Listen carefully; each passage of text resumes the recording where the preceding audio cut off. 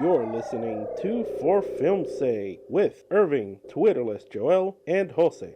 Oh, right, and me, Chris. Enjoy the show.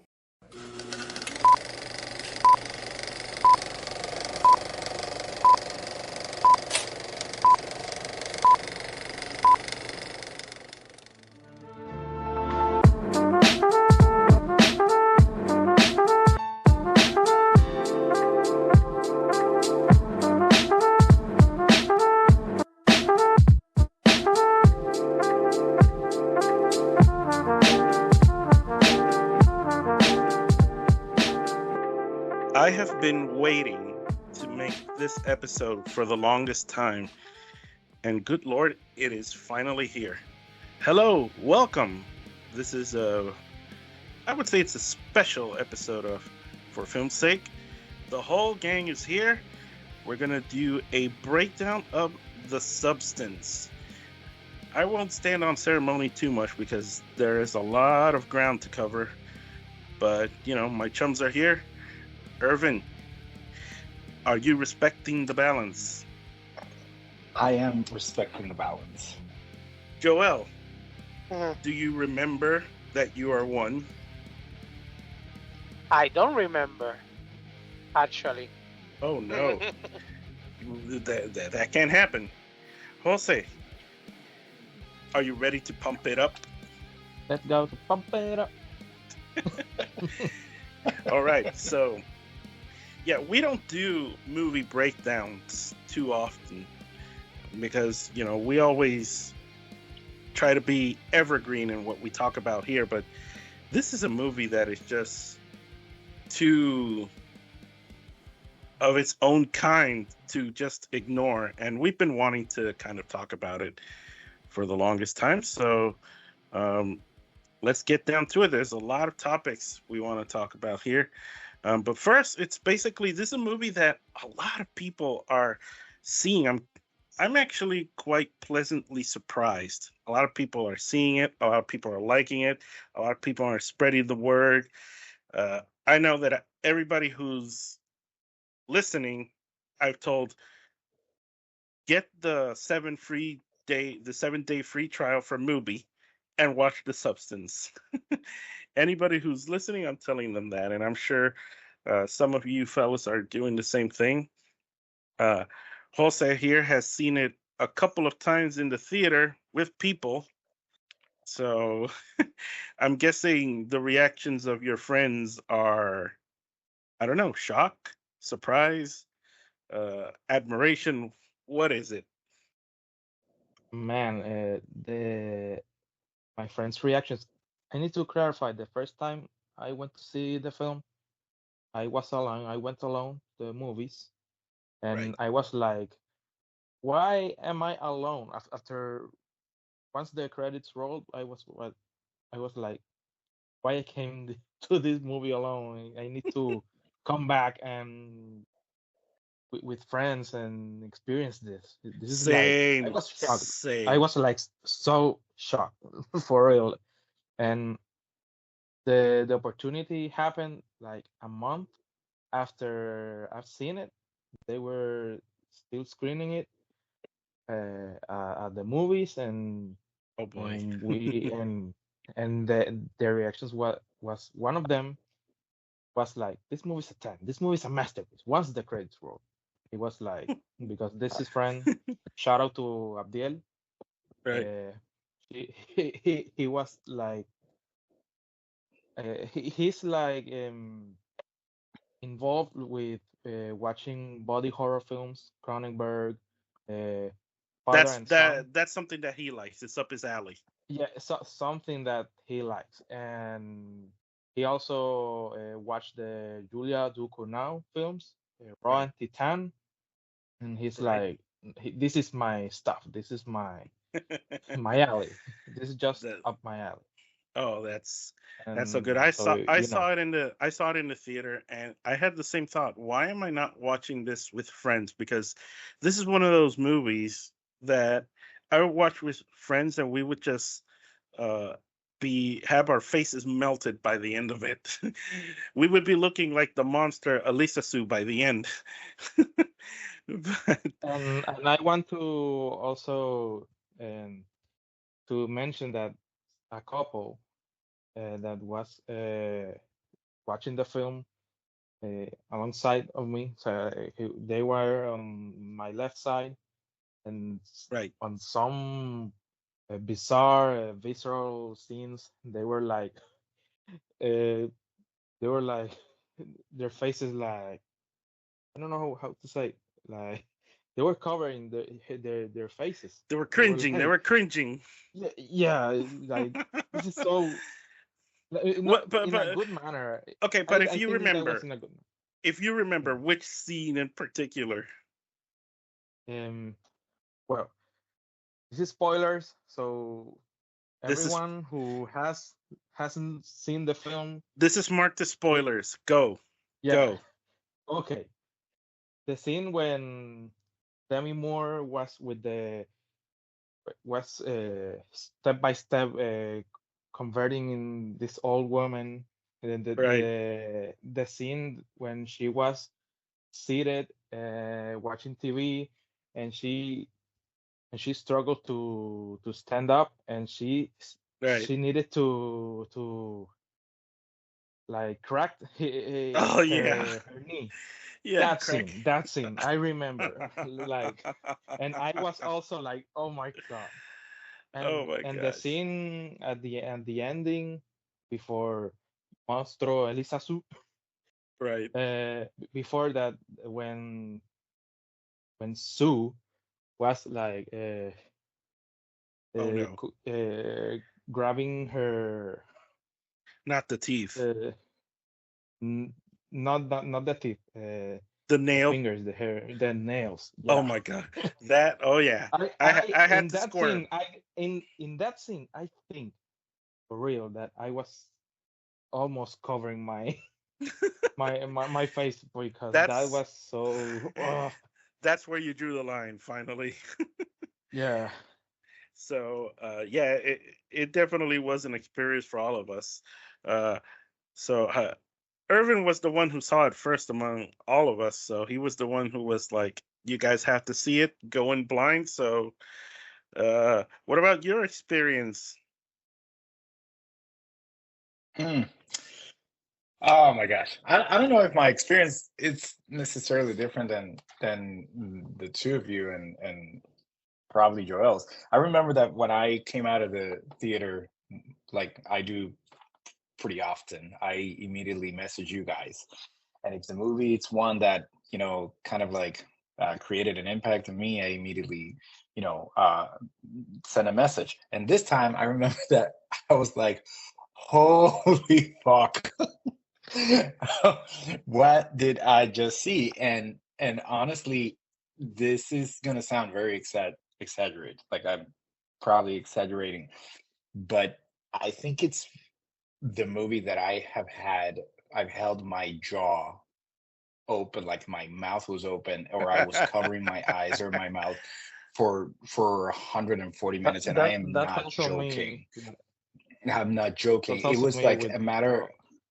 Yeah, I think that is one of the. I think as a as if anybody, like, if we ever have the opportunity to talk to somebody who's, part of a filmmaking and all that, I would like to see, or I would like to hear, how do they feel when they probably are sneaking in their theater and seeing the crowd or the audience reaction. Because if somebody would have been recording me, this would have been probably one of the funniest TikToks videos ever, because I was living it. Like I could not believe, because I heard things about this movie, but I went as blind as I could.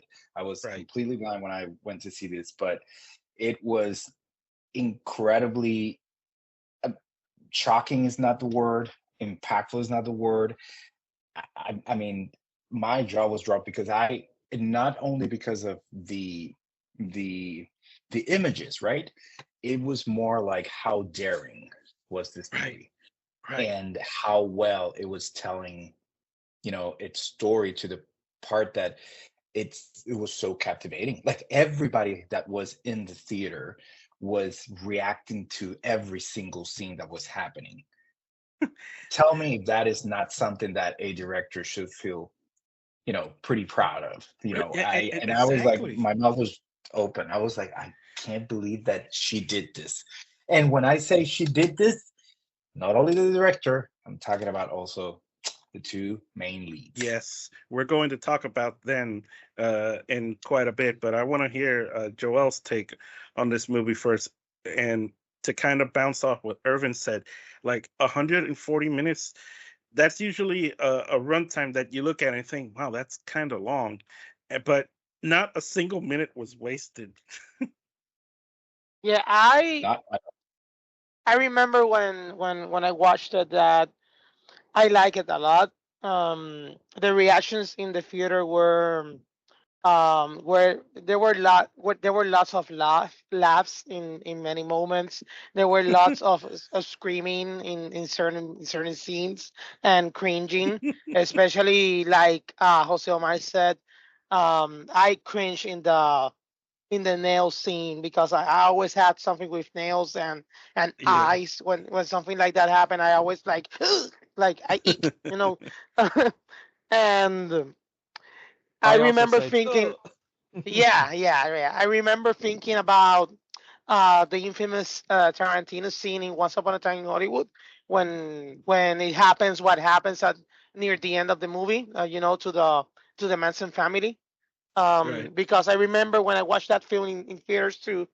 I remember some people laughing at that scene, and it's controversial, no, because everybody knows that that scene is very violent. Um, and there's a scene here. I think it's the scene about when they're fighting young.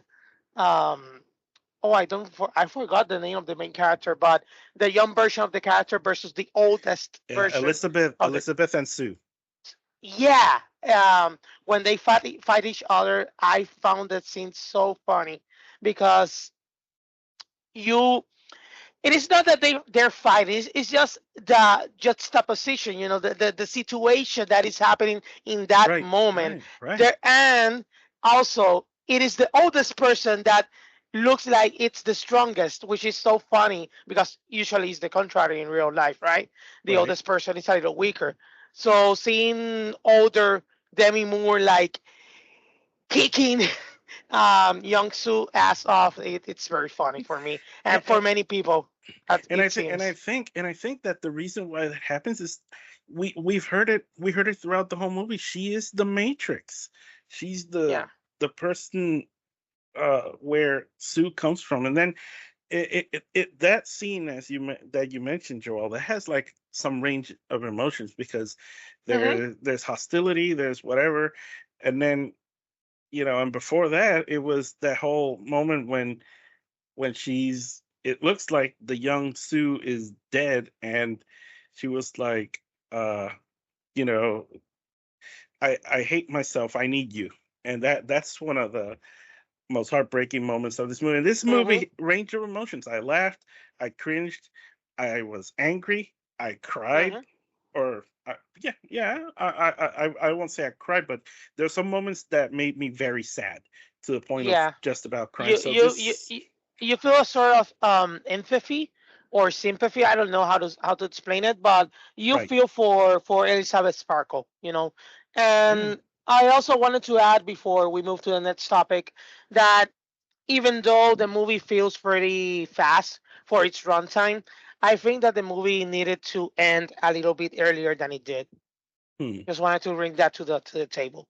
Okay, okay, yeah, and now that you mentioned that, a lot of people, I can understand why the final 15, 20 minutes, it definitely is something that is going to sway people's opinions of of that movie, because I remember watching it myself and thinking, you know what, this is a little risky, but then I heard the the director, Mhm. Coralie Mhm. Fargeat, said, Yeah. I heard her talking about that it was always going to end this way because that was the catharsis for that character, and even that character being at its worst stage as the monstro Elisa Su, Mhm. that it was the freest that she was. So I thought that was Actually. Mhm. a very Yeah. great note to hear. But as you all can hear, I mean, this movie, everybody has their everybody I think has a unique take on it. This is one of those movies that has that sort of impact, and you know, it came with some hype after winning best screenplay at the Cannes Festival. So there's many layers to touch on, and we will continue to do more of them when we return.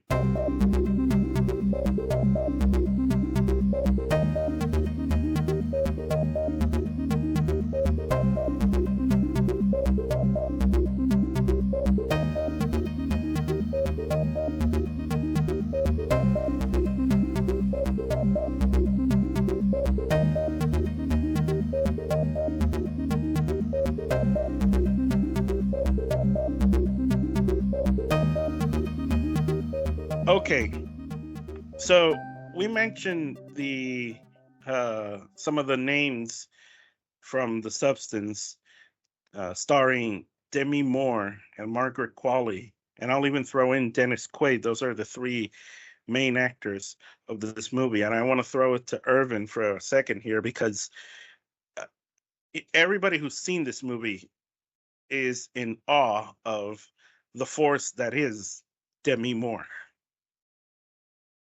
That is correct. I think that uh, there's so many ways that we can go in this conversation because it's so the performance is so layered, but at the same time, it is one where the script it's allowing her to show us exactly what like the process that she's going through, like fighting Mhm. with this, you know, with this probably like compulsion, desire, like however you wanted to call it. But I just want to bring something to the attention because this is this is one of the moments in which I've rejoiced to see somebody like Demi Moore making this, unquote, right, comeback. Um, I'm a 90s kid. I was born in the 80s, but I saw a lot of movies in the 90s, and trust me when I say that Demi Moore was the big deal in Right, terms of actresses. And for those who right, does not know, she was the first actress who got $12 million for a movie. right. And and the thing is that she was like literally a big deal. I don't even know who to compare her right now nowadays, like in Hollywood, because there's a saying that there's a lack of superstars, but she was that superstar, right? Yes. And for those who want to go back in the 90s, we have her in Ghost, a movie that was Hmm. nominated for Best Picture. A Few Good Men nominated for Best Picture. Indecent Proposal made a lot of money. Disclosure was a box office huge success hit. Then she tried to be a little bit more like, I would say like that autonomy, right? To do something on her own, like Striptease, then Hmm. G.I. Jane.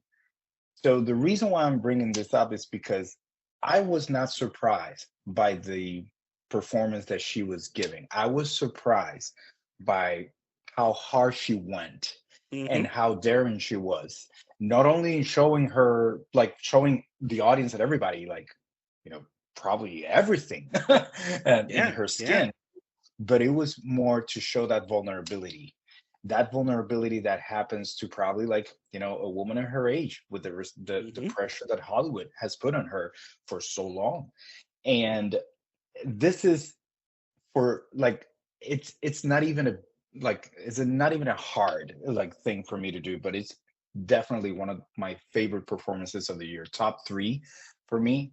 I have not stopped thinking about her performance. As good as Margaret Qualley is in this film, Demi Moore is in another league, Hmm. with makeup, without makeup, Right. and removing her makeup.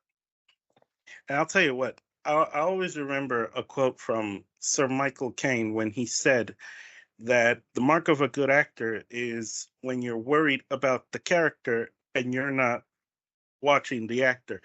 He says that if you if you talk about a movie and do just how good the actor was, then he says that's not a good performance. But if you worry about the character, then that's the mark of a great performance. And I always say I'll always be thinking about Elizabeth Sparkle. Her character is just so heartbreaking, and the way that Demi played it in so many range of emotions, I think it's the performance of the year for my money. And I've always known about Demi Moore. Uh, I wasn't much aware because I was a kid during her years of stardom, but I always knew about Demi Moore, unfortunately, because of tabloid stuff. And Mm. it was only a little bit later that I saw her in more movies, and I thought, well, why does everybody keep throwing her in the tabloids? She's freaking great. And when I saw her in this movie, it was like so amazing. And just, yeah, she went hard. She didn't have to go hard, but fortunately for us, she did. Yeah, and I think that the legacy that this performance will leave, right, in in cinema, it's that maybe this could be a blueprint for a lot of other young actresses. And Hmm. I'm talking about like Hollywood and American cinema, because I know that there have been a lot of foreign directors and in different other Hmm. sides of the world, that they have done things quite impactful like this. I'm not going to take that for granted at all, Hmm. but I know that what Demi Moore has done here, it's something that it's very inspiring. It's extremely inspiring, just how she took the weight of this film and show everybody who she is, and not in her skin, but also like her trauma and all of that, and coming out of it probably a way better actress than we thought that she was going to be. I think it's incredible. I could talk about this for for hours, but I will also like to hear Joel and Jose Omar Yeah. what they think, because I know that I love this performance. I just wanted to, you mentioned something about European actresses. I think it's funny, like, okay, not funny, but, a little bit ironic that even though the Americans like to see themselves as very liberated or very free of doing anything they want in the world, they're very prude when it comes to doing risky things, Hmm. Hmm. and you can see more European actresses doing more risky roles throughout their career. I think in uh, I'm thinking like someone like Isabel Huppert. She's very Hmm. famous for taking very risky roles. I could see her doing the substance like Right. any normal day in in her life, Right. and also Charlotte Rampling. Right. So The yeah, great you can Charlotte see, Rampling. yeah, they're two great actresses, and they're European, so they took risk from a very young age. Not, I cannot say the same thing for many Hmm. American actresses or actors. Maybe actors is more notable, but actresses is a little bit um lacking, if you ask me. And that's where the two from this film come in such daring roles. And I want to throw it to Joel for a second about Margaret Qualley, because we've talked, even before the substance came out, we've been talking about her for a bit because she's taking some daring roles lately. Like even the little bit that she was in Poor Things, we were just in awe of her because we're thinking, wow, this is an actor who's been in a lot of things, could be first credit type actor. She takes a role in that character, that very limited time character in Poor Things, and then she does another Yorgos film, and now she does this. So it's very refreshing to see somebody doing things like that. It's great to see. Hmm. I agree. And Margaret Qualley is for a new generation of actresses, that American actresses specifically, that have taken risk from the very beginning of their career. Think of someone like Emma Stone, precisely, who was co-star with Margaret Qualley in Poor Things, or Mhm. someone like Sydney Sweeney, even Hmm. though she has yet to find her like like her career changing role. She's Right. taking a lot of risk in the roles that she's choosing recently, and it's good. It's good that they take risks because you know if you're going to be comfortable doing the same thing over and over again, you can stay and I'm not trying to criticize TV actors, but there are some actors in TV that they stay for ages and ages Hmm. in the same role. And yeah, they get the money. Not gonna blame them for that, but it's too comfortable. Hmm. So I so agree. I like it when they take risk, especially specifically with roles that are so demanding from Hmm. them, physically and emotionally. So yeah. Yeah. Jose, I want you to jump in here with the performances. What do you think of Dennis Quaid? Did you think he was disgusting? The scene when he was eating the shrimps was so much disgusting than the other I, the rest right, of the film. right, right. There Yeah. were so Come many on. disgusting things in this movie, but the most disgusting thing was seeing him eat shrimp. And you know, Jose, you saw the Revenge, the previous film from Coralie Fargeat. There's another scene where somebody is eating, another man is eating, and there's an extreme close up of him eating, and you're kind of in disgust. So, Coralie Fargeat, she makes eating disgusting. Yeah, she could make everything disgusting, no But no yes, matter what. Dennis Quaid eating shrimp is more disgusting than anything else we saw in that movie. And believe me, there is a lot of disgusting in that movie. And uh, Jose, please tell me that you kind of laughed when you heard that the guy's name is Harvey. Harvey, oh my God. That's also disgusting, by the way. And thematically speaking, that scene is also disgusting because he's like treating Elizabeth Sparkle like an object Right? without an explanation why she was fired from her Yeah, own show. yeah, No, because she's all say it or whatever. But that is just a weak excuse yeah, because she's like still beautiful. yeah, Uh, she's still with energy to triumph in yeah. in her career.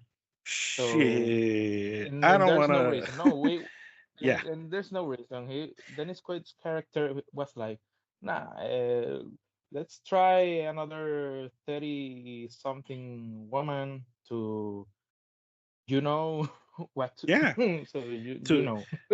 yeah, to exploit and take the juice out of her and then throw her away when Mhm. she's deemed old. I'll tell you what, I wouldn't want to live in a Of universe course. that thinks that Demi Moore is uh not good looking. Case in point here, in the movie, Elizabeth Sparkles is quote unquote 50. People, Demi is 62. And I'll tell you what, it's just looks amazing. You gotta be honest here.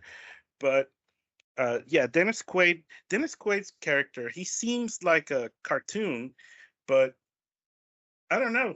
I kind of feel like his character is more true to form than hyperbole. So, uh, Irvin, Joel, what do you guys quickly with less than 2 minutes to go? What would you have to say about that character I portrayed by Dennis think Quaid? I think there's a critique there that the movie's trying to show us too that um, Elizabeth Sparkle is more than Elizabeth Sparkle outside of her shell. It's Mm-hmm. not only the physical that matters. It matters who Mm-hmm. she is inside, and Mm-hmm. that what she is inside is not being valued by anyone, Right. and that's sad. That's very sad. Even herself, she doesn't love herself in the Mm-hmm. movie, and that's one of the saddest aspects of this film, and I like how they explore that in the makeup scene. It's also one of the best representations of you not loving yourself, and that hits, man. That Right. hits That really does hit. hard. That does Yeah. hit. Irvin? So the only thing that I'm going to add, because I certainly do not agree with um, the caricature that Dennis Quaid has turned himself into as a person, Right. and I will say that the actor here, I think he did exactly what the script needed him to be. That, representation, that disgusting, mentality, Hmm. that it is absolutely absorbed by misogyny and whatnot.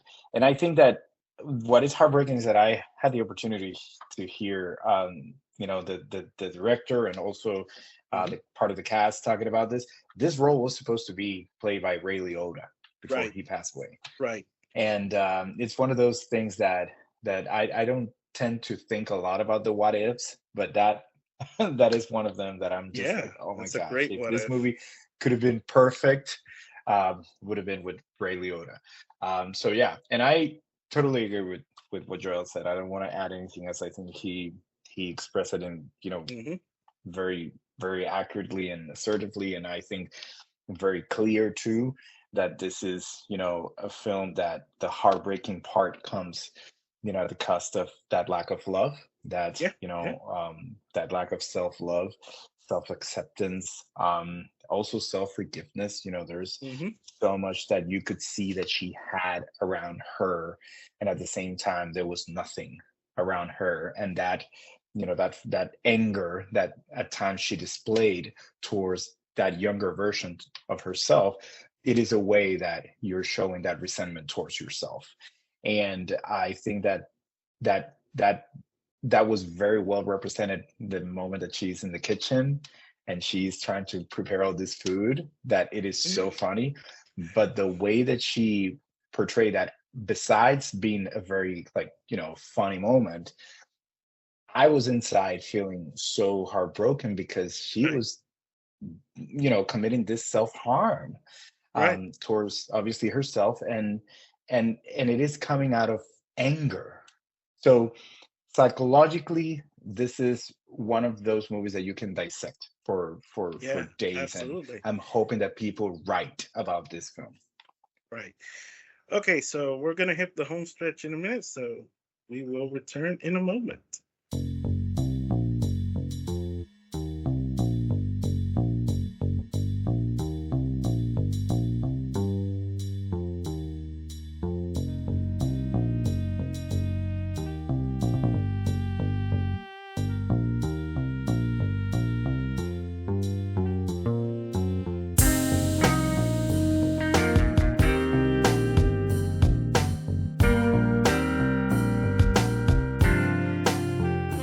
Okay, so now we're going to uh, cross the finish line quite soon, but before that, I want to talk about this director, Coralie Fargeat. For she, she's rising in my tops. I saw her other films. She has another full-length film, and she has uh, that one's called Revenge. Jose saw it as well, and she also has a 22-minute short Yes. film called Reality Plus. Terrific short film, and goodness gracious, what a daring filmmaker! I've seen and read interviews and some of her influences and what she was going for with this film. And I want Joel to take the lead here. I mean, this has been a really good year, in my opinion, for female filmmakers. And Coralie Fargeat is like rising quickly right now. At least for me, she is. Yeah, I just before we continue on this road, I just want to add, I'm a little bit pissed with you, Chris, because I cannot believe that you don't remember that I was the first person in this group that saw Revenge back in the day when it was released. So yeah, Jose Mar saw it. Yes, you saw it, but I saw it first, and I told you guys that this director was something else, and you didn't believe me until you saw the substance. So I told you so. Okay. Okay. Yeah, Wow. yeah. She Well, no. I need to And to I, you get were that out of right, my Joel. on my chest. I've been, I consider me called out. Okay. Okay. Well, Oh, Joel, Awesome. I apologize. no, no, no, no worries, man. I just wanted to bring a bit of spice to the to Well, the recording. well, if you ask Okay. me, I kind of like it because it means that in the end you agree with my sentiment about Coralie Yeah. Fargeat. Of course, everything you said, man. When I saw Revenge, I remember loving that film so much. I know it has its its things that could have been better, but for a debut film, it is pretty good. It has a very strong message of feminism, and how to how the woman had to like double step it, to to go to the front, or to defend themselves from patriarchy, and many of the topics that also are present here in the substance. Right. Farjad is one of those directors like Emerald Fennell when she did Promising Young Woman, sorry. And oh my God, there are so many films this year. I haven't seen many of them. I'm not gonna lie about that, but I know it has become common, and thank goodness it has happened already, to see many female directed films having success Hmm. in theaters, because 2 or 3 years ago that wasn't a thing, Hmm. and it has been a thing from um, recently. So I'm very happy that many people are watching female directed films, and they don't even know sometimes that they're Right. watching a female directed film. That's how common it has become. And I'm glad and I'm very proud that we have moved very fast towards that, making that regular. Yeah. That is not Yes. something special or something that is rare that is happening. No, no, it is a regular thing, and I'm proud of that. Yeah, and it's great to see. It's not apart from what we've seen. We've seen other directors do different types of horrors. Do other female directors, right? You think of Rose Glass, who did Saint Maud, and this year released Love Lies Bleeding. Mm-hmm. And in recent years, you had Julia Ducournau, who did Raw, French And title, Titan. Mm-hmm. French title Grave, and Titan, which I saw recently. Mm-hmm. And you think of other female filmmakers. Uh, you know, what was the movie that came out earlier this year? I The saw one the that we TV. saw, I saw the TV Glow. Yeah. I saw the TV Glow. Jane Chambron is the name of the direct of that director, who also did We're All Going to the World's Fair. Mm-hmm. So we're Mm-hmm. seeing these great works. Which was the one you were going to mention, Joel? No, no, it was. I saw the TV Glow. I was just confused a little bit, but yeah, Okay, there okay. there are many, and it's good that this is happening because we need diversity, and Mhm. there's a lot. I just want to acknowledge that there's a lot to be done yet. I Of know that, course, of but we course. have moved a lot forward, and that is good. I wanted to add before we move to Irvin or Jose Omar that I think one of the many reasons that these actresses that we mentioned before are taking risk and more risky roles is also because they feel safe with who is at helm in the movie. If it's One a hundred woman, percent. yeah, it feels more. And I know I'm gonna do a criminal offense grammatically, but it's more safer than if it's a man, sorry, being on the helm. It is also important that producers. That we have women producers and women in other roles in film, so that women or anyone in the film feels safe when they're doing risky scenes or doing risky roles. So the movies can be more challenging to the audience, because safe movies are good, but they can be boring.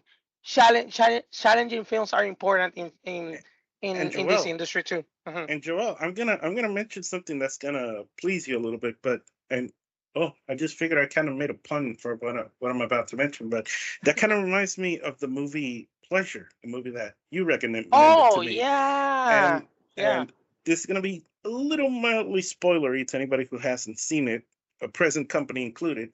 But there's like there's like a juxtaposition with the main Mhm. character where she gets kind of exploited and feels negatively overwhelmed with a crew full of men, and then in the scenes, because we're talking about a young lady who is participating in porn films, that's the movie, and when she participates in productions where there's a female director and women in the crew, there's more of a safety net, there's more of a comfort level. Mhm. That kind of reminds me of that.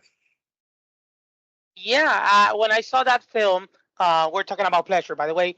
Yes. I remember watching that scene that you're talking about, and it's ironic because the scene that this porn star is filming is a very hardcore scene, and she feels safer in that scene that has like that is more riskier than the other scenes that she has filmed before or after Right. that, but in other scenes that are more um, easier to film, she feels more Right. afraid and alone because there's not that safety net that she Right. had in that other scene. Right. So yeah, I agree. So I wanna throw it to Irvin for a second here. Irvin, you're somebody that, as we all do, we like to see movies and see what influences and see what could the director be trying to do. What did you see with Coralie Fargeat and her storytelling style, her visual style?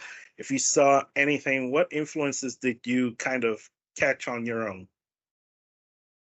Mm, influences.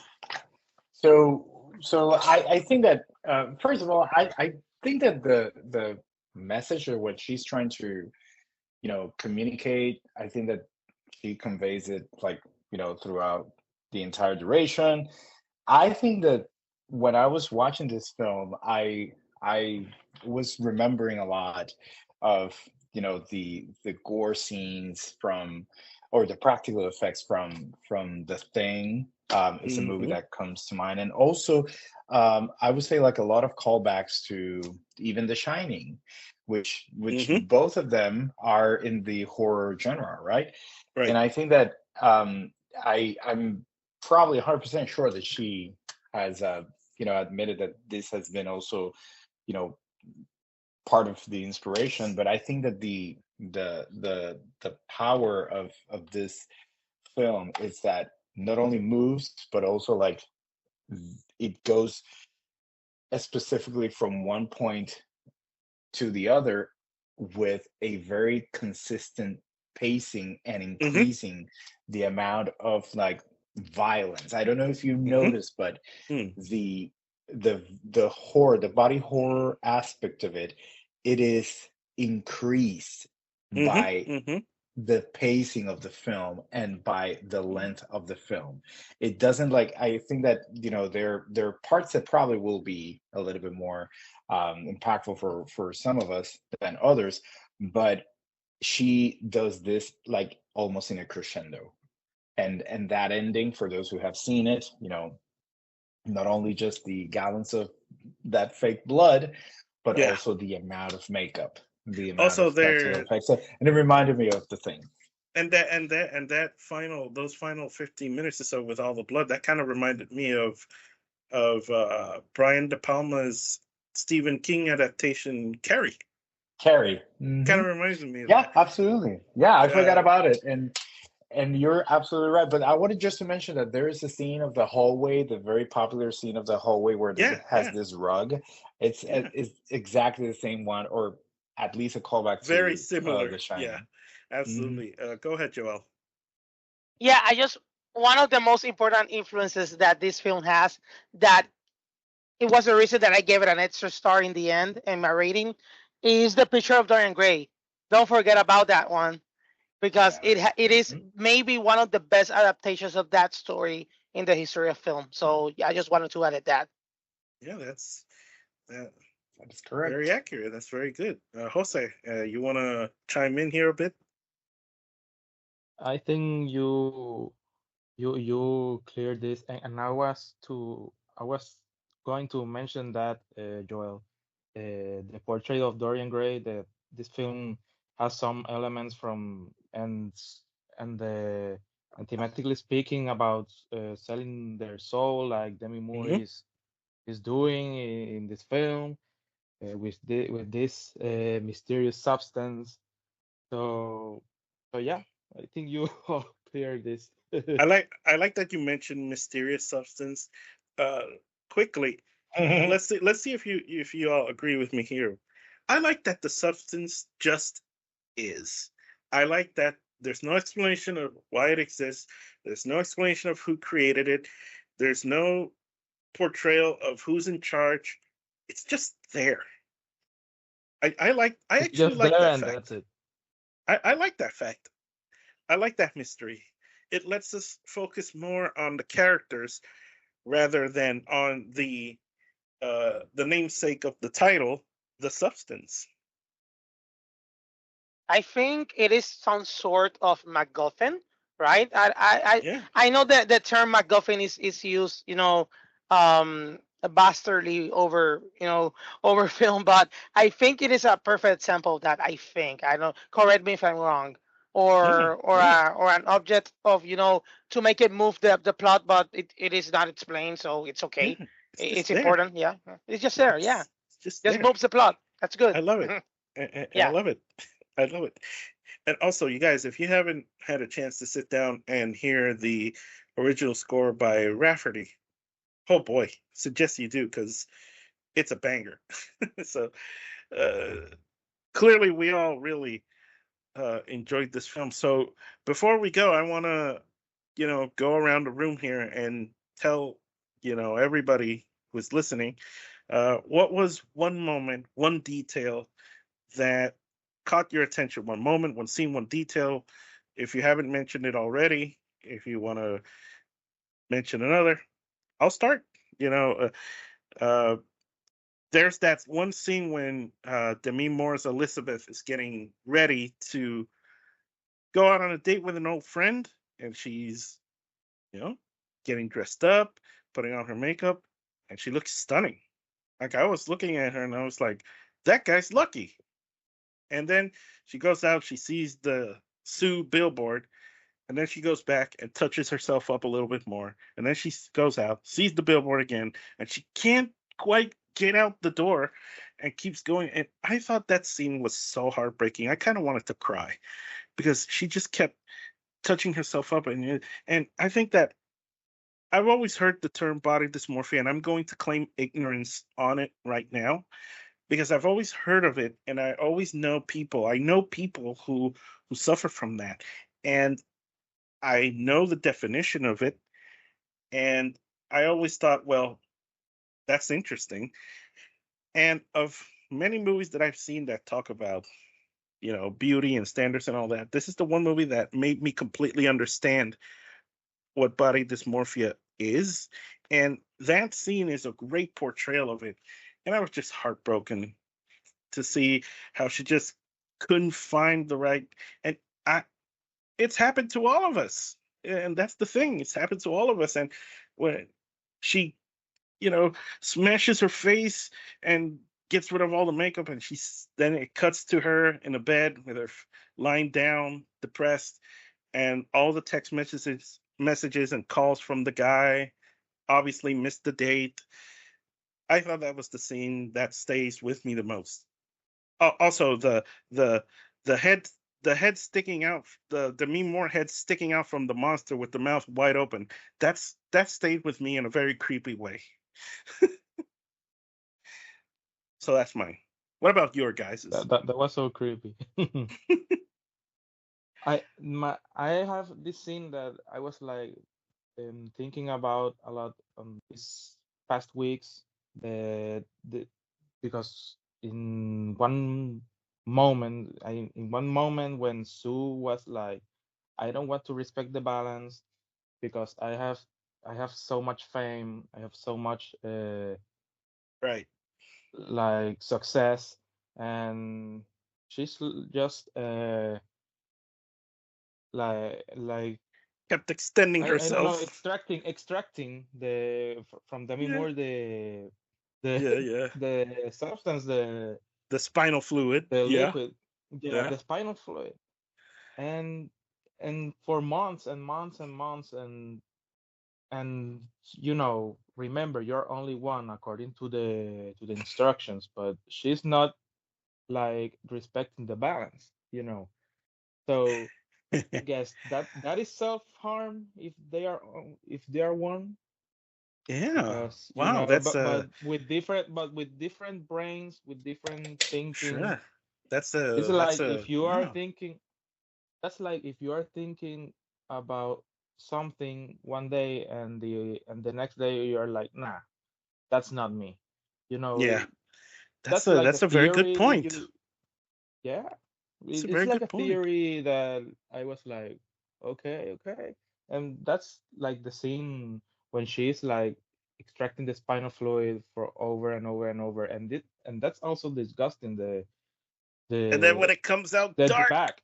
and then when it Yeah, comes out dark, when it comes out dark, the there the when she injects it's like, oh my God, it's this too is much. so disgusting. Yeah. Irvin. Wow, it's so hard to pick one. I will say that I'm probably will only refer to the details of like the small tiny details of the movie that I kept on thinking. I love that when she had to go to pick up the like the package and all of that and the refills and all that thing. She she goes to this, like kind of like room, and there's only another Yeah. apparently client, Yeah. and that leaves so much mystery that you start trying to put some pieces together. And I love that it's so ambiguous that it doesn't necessarily provide any kind of Right. like clarification or closure to that. And I think it's one of the most fascinating things, because when I left the movie, I think that was one of the things that I was talking the most. I was thinking like, well, the other person, well, or who is the other client, or the other client, might it be like the kid that we saw at the hospital, Well, that that it's that the that old that was man, like later. it's a, Yeah, that was later yeah, revealed. It revealed. was later revealed that it Yeah, was, but but there are more people. There's more than one. I yes, think I yes, remember. and you're So it's just like, like, yeah, those tiny that's details for me were so captivating. The how smart it's, they provide us the opportunity to go with the character, discovering the rules of this, hmm as hmm as they learn what are the rules of this and what are the conditions. It's 7 days, every 7 days, and hmm remember, it's you, and all these things, and you're in it. And I think that these are the hooks that allow us to be glued to the screen, just to figure it out, what's going to happen, and how, where is this going. And I think that that is the most fascinating thing about the movie, that you could not, no one who has ever seen this movie can sit down and say halfway through, I knew how this was going to end, or right, I knew where this was going to land. right. And I think that that is incredible. So for me, the thing that I kept on going back is just the attention to detail hmm that the director had to tell the story, to make it compelling, to make it very engrossing, and to make it extremely tense, but at the same time like captivating. So props to her. It's one of my favorite movies of the year, and I highly doubt that it will leave my top 10. All right, Joel. No, you guys went too deep. So I'm going to light this up a little bit because the scene that stayed with me the most, and I'm gonna be honest, it is funny in its own sort of way because it's so out of place when it happens. Is when Margaret Qualley fights a very very hurt Glenn Close, and Glenn Close almost beat her to death near the end scene of the movie. I see what you So did there. yes, You know what I did. I see what you did there. There was a cameo. There was a cameo. There was a cameo there. Yeah. Oh my God, you're terrible. And she and she kicked Margaret Qualley ass off because that when she jumped on her like whookity, that was very funny to me. But it was also shocking in some sort of way. Yeah. So yeah, that's the scene that stayed the most with me. Also, honorable mention to the scene when the Elizabeth character is watching the late night television interview that the Sue character is doing while she's making all the food and making fun of the interview. I think that's one of the funniest scenes of any movie this year.